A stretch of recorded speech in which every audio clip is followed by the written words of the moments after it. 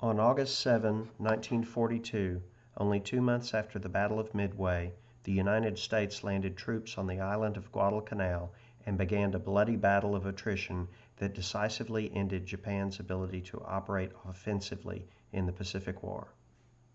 In early June 1942, the United States Navy won a resounding victory against the Imperial Japanese Navy at the Battle of Midway, sinking 4 of Japan's 6 frontline aircraft carriers. Following the victory at Midway, Admiral Ernest J. King, Commander-in-Chief of the U.S. Navy, had obtained an agreement with the U.S. Army's Chief of Staff, General George Marshall, to mount an offensive in the South Pacific, which would take the Japanese base of Rabaul in New Britain. But before the Rabaul campaign could be launched, King received word that construction crews were working on building an airfield on the island of Guadalcanal in the Solomon Islands. King's target changed quickly since an operational airstrip on Guadalcanal would allow Japanese aircraft to threaten the Allied sea lanes to Australia.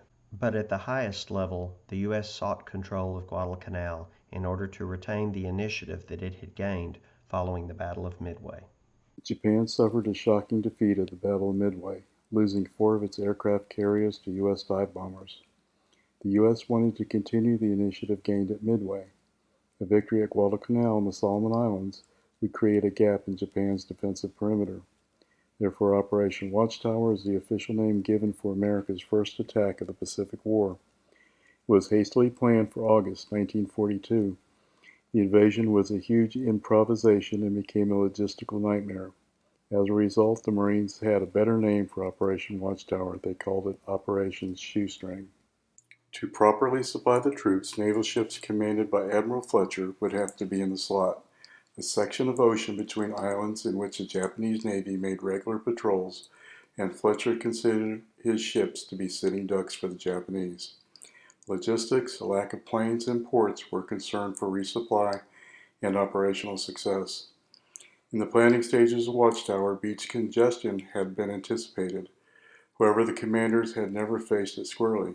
For instance, the landing craft were to be used as poor substitutes for cargo ships.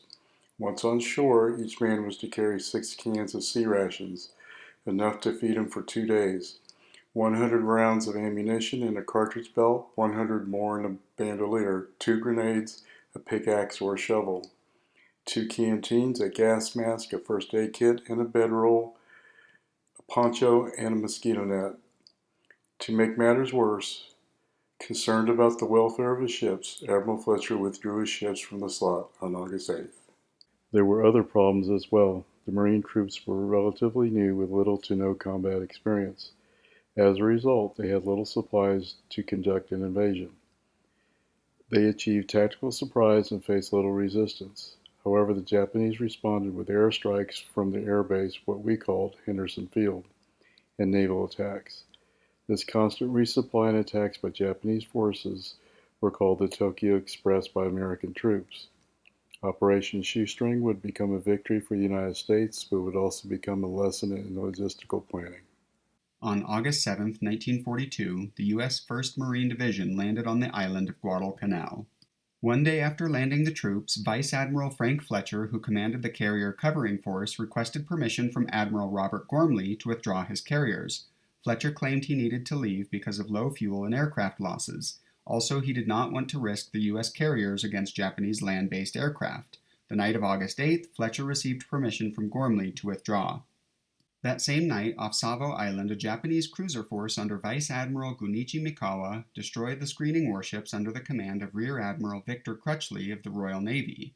During the battle, 1 Australian and 3 U.S. heavy cruisers were sunk. Rear Admiral Richmond K. Turner was not able to offload supplies to Guadalcanal because of Japanese air raids and withdrew his transports. The Marine commander, Alexander Vandergrift, objected to the withdrawal because the Reserve Marine Regiment, heavy artillery, ammunition, medical supplies, and rations were not yet delivered. The Marines were left unprotected and severely undersupplied and would be vulnerable to Japanese air raids from Rabaul and shelling from Japanese ships. After Savo, the Tokyo Express began. This was the name Allied forces gave to the supply runs of the Japanese who were delivering personnel, equipment, and other supplies to their forces in the Solomons. On Guadalcanal, the Marines had taken a small, unfinished landing strip and named it Henderson Field. They set up a defense perimeter. Because the Marines were temporarily cut off, they spent weeks surviving on captured Japanese rations. The Japanese brought reinforcements from the 35th Brigade from the Philippines, and the situation on Guadalcanal hung by a thread. The slot saw non-stop naval action over the subsequent weeks and months. So many ships were sunk during this time that the waters became known as Iron Bottom Sound.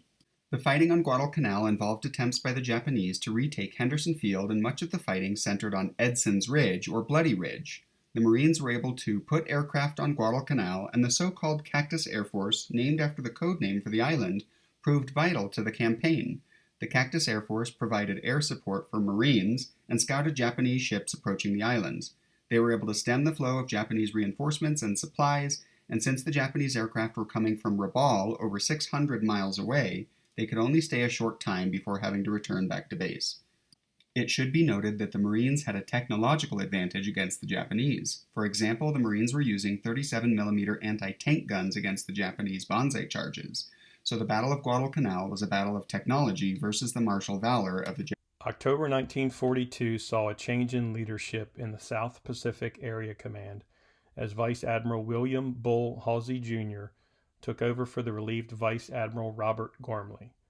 Pacific Fleet Commander Admiral Chester Nimitz lost faith in Gormley's ability to command, as he was never enthusiastic about the Guadalcanal operation.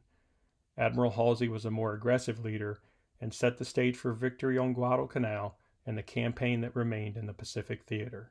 On the night of 11 October, the Japanese attempted to resupply their ground forces on Guadalcanal with a convoy of ships, while in a separate operation, 3 heavy cruisers and 2 destroyers were dispatched to bombard Henderson Field.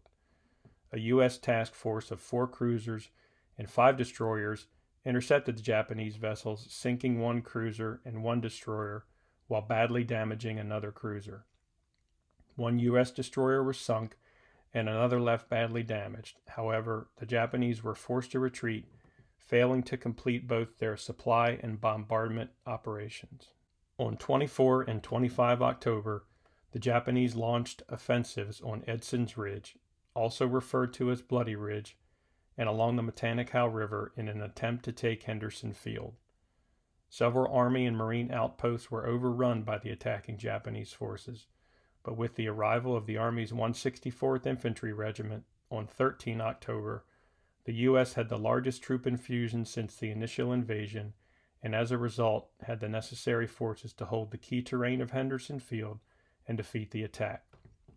While fighting would continue into early 1943, Japanese forces never had another opportunity to take the island.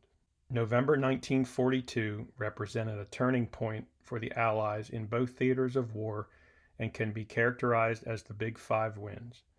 Guadalcanal in and of itself was a significant victory, as it set the stage for implementation of the island hopping campaign, where the United States seized islands to build airfields, while bypassing and isolating others as the march to Japan continued. However, when viewed with the other significant battles happening or coming to a climax in November of 1942 that include Guadalcanal, North Africa El Alamein, Operation Blue, Stalingrad and the Caucasus, and Operation Torch, the path to victory for the Axis powers in World War II, for all intents and purposes, no longer existed.